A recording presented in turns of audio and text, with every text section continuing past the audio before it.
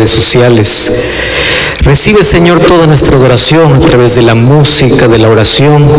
Y en este momento silencia todas las voces de este mundo, porque solamente queremos escuchar tu voz.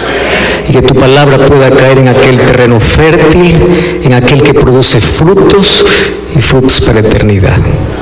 Gracias porque tu Santo Espíritu está con nosotros y esta noche va a hablar, va a curar nuestras heridas, va a producir en nosotros aquel arrepentimiento que nos lleva a correr a tus brazos. Por eso abrimos tu palabra, en el nombre de Jesús. Amén. Qué alegría poder saludar a todo este lindo grupo, a esta iglesia. Y gracias de verdad por estar aquí. Su presencia significa mucho en esta semana especial. Y tengo la alegría de aquí, yo estuve escuchando que hay muchas personas que están visitando, hay familias que están visitando la iglesia. Y yo quiero comenzar diciendo que aquí en la casa de Dios no existen visitas, todos somos familia. Y esta es una familia que se prepara para la eternidad. Y si tú ya entraste, porque Dios ya te trajo a su familia. Y este es el lugar donde tú nunca debes salir. No porque la iglesia salve, sino porque Hechos 2:47 dice que la iglesia es el lugar donde Dios reúne a todos los que van a ser salvos. Y eso nos da tanta satisfacción. Quiero saludar aquí, sé que está en medio de nosotros también un pastor, Pastor Miguel Monsalvo. Él es un pastor de la iglesia de Amor, Familia y Comunidad. Yo no sé dónde está él. Bienvenido, qué bueno. Gracias por estar aquí. Y todos los que están aquí, voy a saludarlos al final, les voy a abrazar.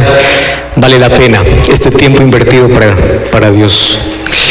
Saludo a aquellos amigos que están siguiendo la transmisión a través de las redes sociales. Grande abrazo también para ti, mi cariño. Gracias por acompañarnos en esa transmisión. Gracias a Dios porque los medios de comunicación hoy nos permiten alcanzar en todo el mundo desde un lugar. Y el Evangelio vuela y tiene que predicarse el Evangelio en todo el mundo, dijo Jesús, y entonces vendrá el fin. Estamos en una serie especial hablando sobre el libro de Daniel. Ya comenzamos aquí hablando sobre un gran conflicto que es el tema que aborda Daniel desde el primer capítulo. Y ya hablamos aquí de que en este conflicto, en esta guerra entre dos poderes, existe mucho dolor, hay sufrimiento. Y hay un dolor que nosotros no podemos explicar, solo tenemos que aceptar que Dios en su soberanía lo permite. Existe a veces un dolor en el presente que luego lo comprendemos que fue para nuestro beneficio que Dios lo permitió. Pero existe otro tipo de dolor que solo lo entenderemos en el cielo. Y a nosotros nos corresponde solamente ser fieles. Ahora, hablar acerca del libro de Daniel es interesante. Varios educadores, políticos, incluso científicos, han tenido un interés muy especial por este libro. Y si bien es cierto, no es un libro muy popular como otros libros, siempre son predicados en las iglesias, el libro de Daniel trae para nosotros un mensaje especial, donde presenta principios de cómo podemos vencer en medio de este grande conflicto. Cuando hablo de grandes investigadores, por ejemplo, Cristóbal Colón, el descubridor de América. Él era un asiduo lector de la Biblia, pero tenía un interés especial por el libro de Daniel. Hace algunos años yo estudié un libro que a mí me llamó tanto la atención y me sorprendió. Aquellos que siguen Biblia Fácil, yo lo mostré para toda la gente. Un libro de Daniel escrito por Isaac Newton, matemático, científico, un hombre de tanto conocimiento que basaba su fe en Dios y creía que la Biblia es inspirada por Dios, y abrazó tanto el libro de Daniel. Yo cuando leí las páginas que Isaac Newton escribió, yo quedé sorprendido. ¿Qué cosa lo llamó tanto la atención a estos grandes personajes de la historia sobre el libro de Daniel? Hay muchos detalles. Y hoy vamos a leer una vez más el capítulo 1. Y vamos a leer algunos asuntos interesantes que hoy nos van a ayudar a resolver algunas preguntas que nosotros hacemos en nuestra vida. Versículo 1, capítulo 1 de Daniel. En el año 3 del reinado de Joacim, rey de Judá, vino Nabucodonosor, rey de Babilonia, a Jerusalén y la sitió. El Señor entregó en sus manos a Joacim, rey de Judá, parte de los utensilios de la casa de Dios. Los trajo a tierra de Sinar, a la casa de su Dios. Colocó los utensilios en la casa del tesoro de su Dios. Y dijo el rey Aspenaz, jefe de los eunucos, que trajese de los hijos de Israel, del linaje real, a los príncipes, muchachos en quienes no haya tacha alguna, de buen parecer, enseñados en toda sabiduría, sabios en ciencia, de buen entendimiento, idóneos para estar en el palacio del rey, y que les enseñase las letras de los caldeos. Y el rey le señaló para cada día la provisión de la comida del rey, del vino que él bebía, para que los criase 3 años, a fin de que ellos representasen al rey. Entre ellos estaba Daniel, Ananías, Misael y Azarías. A estos el jefe de los eunucos puso nombre: a Daniel Belsasar, a Daniel Sadrach, a Misael Mesac y a Azarías Abednego. Pero Daniel propuso en su corazón no contaminarse con la porción de la comida del rey, ni con el vino que él bebía. Por eso pidió al jefe de los eunucos que no se le obligue a contaminarse. Y Dios puso en Daniel gracia y buena voluntad, y entonces accedió a aquel pedido. Y así continúa la historia. Por supuesto, voy a usar solamente algunos detalles. Primera cosa que intriga a muchos estudiosos: ¿qué significa Dios entregó a sus hijos en manos del enemigo? Cosa curiosa, ¿verdad? Aquí dice, Dios entregó a Nabucodonosor. Entonces ahí viene la pregunta. ¿Nosotros tenemos un Dios vengativo, un Dios que cuando tú no lo obedeces, Él es capaz de colocar maldición en la vida? No. Lamentablemente, el concepto de un Dios vengativo y un Dios que está dispuesto a castigar es tan antigua y es tan popular, incluso en nuestras conversaciones. Les voy a hacer aquí algunos ejemplos. Vamos a imaginar que mañana sales temprano de casa para el trabajo. Y allí, cuando estás llegando para el trabajo, tú haces una maniobra en el auto y chocas contra un poste o contra otro taxi. ¿Qué cosa sucede? Lo primero que tú piensas es, ¿qué está pasando conmigo? O tú empiezas a pensar y decir, ¿cómo está mi vida? O Dios me está castigando, o Dios no está conmigo. Son cosas internas que el ser humano tiene. Lo más simple de explicar eso, por ejemplo, es cuando las madres se sientan allí para dar de comer a los hijos, y los hijos no quieren comer. ¿Qué cosa le dice? Dios está mirando, ¿verdad? Dios se va a molestar. Y los niños crecen con la idea de que yo, si me porto mal, tengo que ser castigado. Crecemos así. Es por eso que cuando nos va alguna cosa mal en la vida, nuestro primer pensamiento va a Dios diciendo, ¿en qué fallé? Eso es lo que reclamamos. ¿Por qué a mí? ¿Por qué le decimos por qué a mí? Porque nosotros revisamos nuestra vida y pensamos que no merecemos sufrir. Correcto. Sin embargo, yo ya les dije en un tema anterior, el sufrimiento en este mundo es para todos. La manera como encaramos hace la diferencia de aquel que tiene a Cristo y de aquel que no tiene. ¿Qué significa Dios entregó? Dios entregó significa lo siguiente: el pueblo de Judá, la tribu de Judá, se rebeló contra Dios. Presten atención. Mientras tú eres obediente a Dios y te tomas del brazo de Dios, Dios siempre te protege. Su protección no significa que no te va a llegar el mal. Su protección significa fortaleza y confianza en las mayores crisis de la vida. Ahora, cuando dice Dios entregó, está diciendo Dios quitó su protección, pero no porque Dios quería quitar su protección, sino que Él respeta nuestra libertad. Y cuando el ser humano le dice a Dios, yo no quiero nada contigo, Dios continúa amándote, Dios continúa llamándote, Dios va a continuar queriendo conquistarte, pero Él va a respetar tu voluntad, tu libertad para elegir. Entonces quitó la muralla de protección. ¿Y quién vino? Vino Nabucodonosor. ¿Quién era Nabucodonosor? Nabucodonosor, para el año 608, aún no era el rey de Babilonia. Nabucodonosor era el hijo del rey que estaba en Babilonia. ¿Cómo se llamaba el papá? Se llamaba Nabopolassar.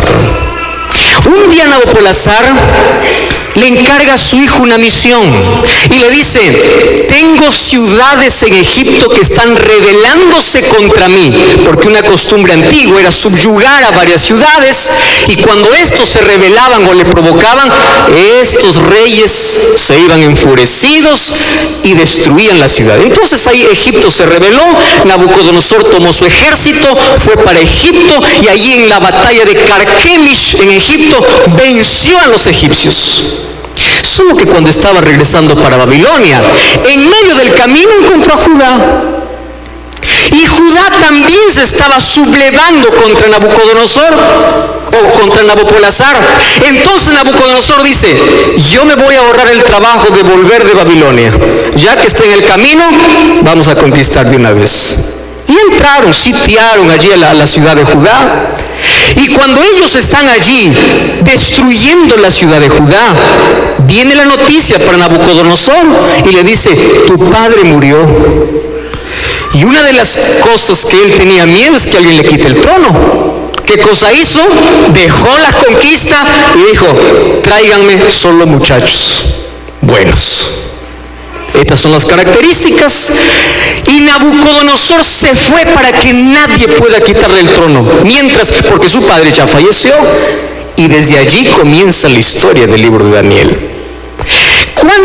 ¿Cuánta distancia había entre Judá, entre Jerusalén y Babilonia?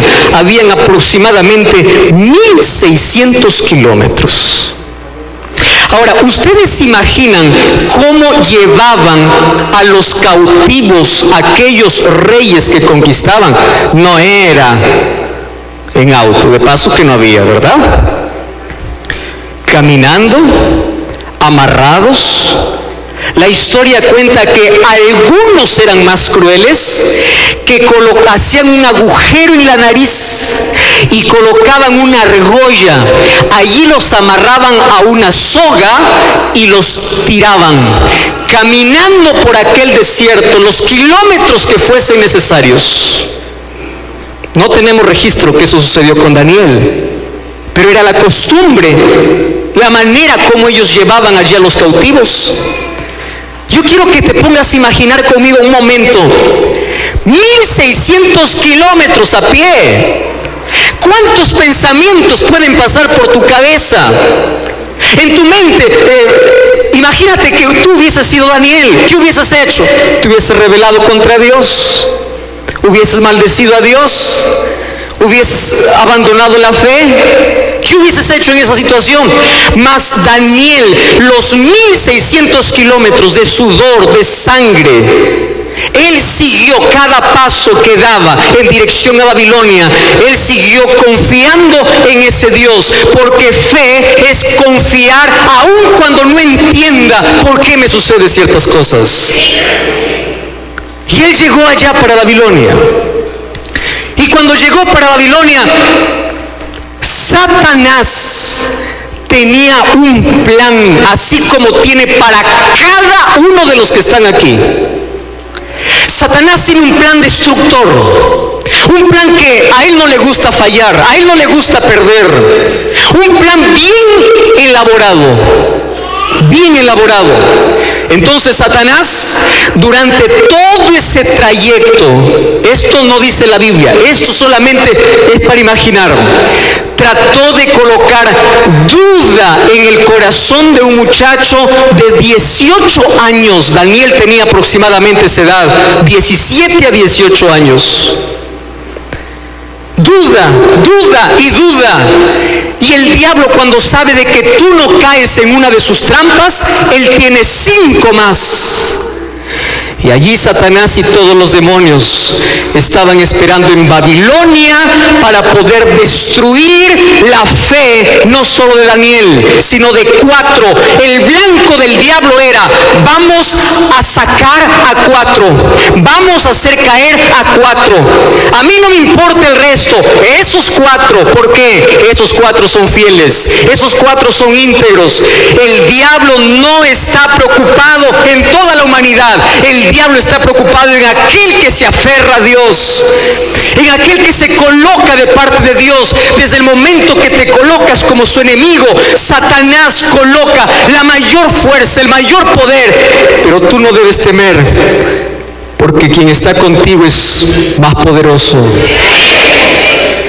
Aquel que está contigo jamás perdió una batalla. Y ahí está Daniel.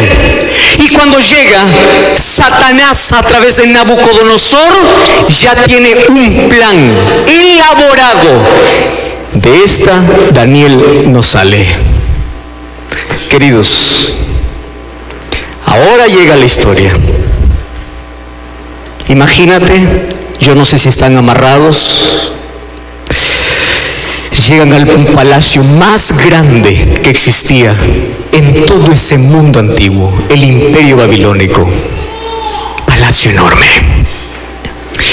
Allí cerca al palacio hay un templo que Nabucodonosor construyó. La base de ese templo tiene, escúchenme bien, 80 toneladas de oro. La base de ese templo. Y ese templo Nabucodonosor lo ha dedicado a su dios principal, porque Babilonia tiene muchos dioses, pero él tiene uno que le protege. Y ese dios se llama Marduk. Sí, el nombre de su dios. A él le debe toda la victoria. Ahora imagina conmigo la escena. Nabucodonosor está sentado en su trono. Allí vienen amarrados los 4 cautivos. Esto es lo mejor que encontramos allá. Satanás está en el corazón de Nabucodonosor. Entonces allí, cuando ve esos 4, dice: ¡guau, bravo! ¡Bienvenidos! ¡Vengan!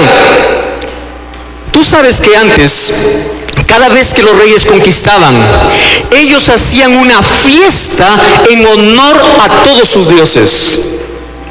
Incluso en algunos imperios, ¿sabes qué cosa hacían con las ciudades conquistadas? Sacaban la piel de las personas. Y algunos morían despellejados, sin piel. Tomaban la piel y ¿a dónde los llevaban? A sus dioses. Y les ofrecían ofrenda, le decía: gracias a ti, mi Dios, tenemos la victoria. Mira la piel de nuestros enemigos. Pero ahora no tenían piel, ahora tenían 4 muchachos. Y estos 4 muchachos ingresan a un salón enorme. En ese salón hay música, en ese salón hay comida, en ese salón, entre oscuro y claro, entre las luces y la tecnología que existía en ese tiempo, llegan estos 4, y cuando estos 4 ingresan, todo el mundo se pone de pie, pero no porque quieren honrar a esos 4, sino porque quieren burlarse de esos 4 y alabar a sus dioses, diciendo: vencimos al Dios de Israel, vencimos a Jerusalén. Miren, ¿dónde está ese Dios? Nuestros dioses son más poderosos. Oh Marduk, tú eres más poderoso que aquel Dios de Israel. ¿Qué harías tú? Piensa una cosa. Una vez más, Satanás trabajando con la mente. Imagínate entrar a ese salón de fiesta, adoración a sus dioses. Ahí está Daniel y los 4 agachados. Imagina las burlas y un soldado diciendo: hey, Daniel, ¿no que tu Dios era más poderoso? ¿Dónde está tu Dios? ¿Acaso no es lo mismo que ustedes se enfrentan en el día a día? ¿No que tú eres un cristiano? ¿Por qué estás enfermo? ¿Por qué Dios no hace un milagro? ¿Por qué te quedaste sin empleo? ¿Acaso tu Dios no puede darte un empleo? ¿Por qué tu hijo murió en un accidente? ¿Dónde está Dios que no lo cuidó? Satanás trabajando, queriendo colocar la duda en el corazón de Daniel. ¿Dónde está tu Dios? Imagínate la fiesta. Marduk, nuestros dioses vencieron. Ganó Babilonia. Dios de los ejércitos no existe. Jerusalén está derrotado. ¿Te imaginas tú estar en ese ambiente? Queridos, ¿saben qué cosa es lo que me sorprende aquí? Que Dios quede en silencio. Quede en silencio. Alguna vez en la vida la gente te va a encarar, se va a burlar en tu cara diciendo: vale la pena ser cristiano, yo tengo más dinero que tú, yo tengo más comodidad que tú, yo soy mejor que tú, yo alcancé mayores cosas que tú. ¿Dónde está tu Dios? Y cuando nosotros enfrentamos esa situación, parece que Dios continúa en silencio. ¿Sabes por qué? Porque en este conflicto parece que el mal gana. ¿Están viendo lo que está sucediendo hoy? Parece que el mal va a ganar. Parece que Satanás tiene tanto poder que humilla tanto a los hijos de Dios. Parece que él va a ganar. Pero tranquilo, es solo el comienzo.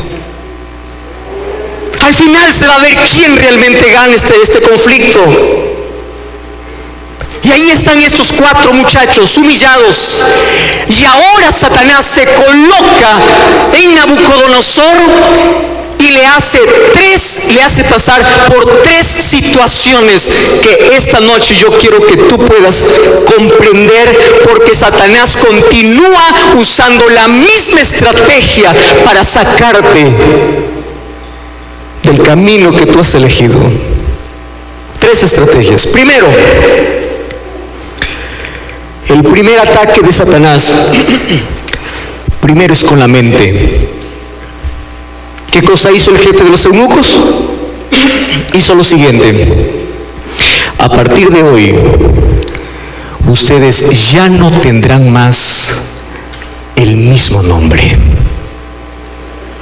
¿Estrategia de Nabucodonosor? Sí, pero detrás de esa estrategia, ¿quién estaba? Satanás. ¿Por qué era importante cambiar el nombre a Daniel, Ananías, Misael y Azarías? ¿Saben por qué? Porque el nombre representaba el carácter de la persona. Por ejemplo, ¿qué significaba Jacob? Jacob significaba mentiroso. Un día se encontró con Dios y Dios le cambió su carácter. Y al cambiarle su carácter, ¿qué cosa le cambió? Su nombre. Ahora no te vas a llamar Jacob. ¿Cómo te vas a llamar? Israel. ¿Recuerdas cuando Saulo era un perseguidor de cristianos? Un día se encontró con Jesús y después de ese encuentro con Jesús ya no se llamó más Saulo. ¿Cómo se llamó? Pablo. Tú sabes que una de las promesas que Dios tiene para todos sus hijos es que cuando lleguemos al cielo, dice que todos recibiremos un nuevo nombre. ¿Qué significa ese nuevo nombre? Nuevo carácter. Ya nunca más seremos los mismos. Y Daniel significaba: Dios es mi juez. Y el diablo dijo, yo tengo que trabajar con la mente. Si él, todos le llaman Daniel, él siempre va a pensar, Dios es mi juez, le voy a cambiar el nombre. ¿Y qué nombre le voy a colocar? Belsasar. ¿Qué significa Belsasar? Aquel que guarda los tesoros del rey. ¿Qué te parece? Olvídate de tu Dios. 1600 kilómetros de recorrido. Tu Dios no te ha guardado. Ahora, mi Dios te va a proteger. Y así cambió el nombre de los tres. ¿Cuál es la intención? Trabajar con la mente, cambiándole desde el nombre, cambiando la identidad, cambiando todo aquello que le recuerde a Dios. Voy a hacer un paréntesis acá. ¿Sabes cómo Satanás hoy está logrando sacar a miles de personas del camino de fe? Trabajando con la mente. ¿Y tú sabes cómo lo consigue? Satanás ha llenado este mundo de filosofía a través de las películas, a través de la música, a través de todo lo que existe en este mundo. Está para poder atacar la mente del ser humano, cambiar su carácter, cambiar su identidad. Primera estrategia. Pero el diablo no solamente ataca la mente. ¿Sabes cuál es el segundo ataque del diablo? El cuerpo.